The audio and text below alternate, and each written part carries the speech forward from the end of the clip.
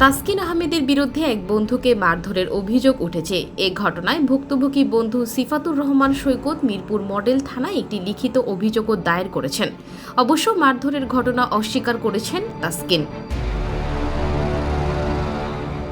একটি গণমাধ্যমকে এই টাইগার পেসার বলেন, এটা আসলে একটা ভিত্তিহীন খবর। আমার আরেক বন্ধুর সাথে ঝগড়া হয়েছিল অন্যজনের, বাকি দুজনই আমার বন্ধু। সে নামটা আমার বলে ফেলেছে, আমার সাথে কোনো ঝগড়াই হয়নি ওর।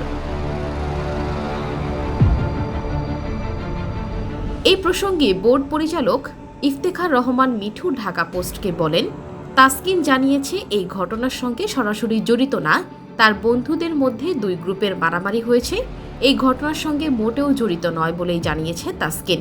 পরে বিসিবি সভাপতি আমিনুল ইসলাম বুলবুলের কাছে প্রতিক্রিয়া জানতে চাইলে তিনি বলেন, আমি যতটুকু জানি তাসকিন এখানে যুক্ত ছিল না।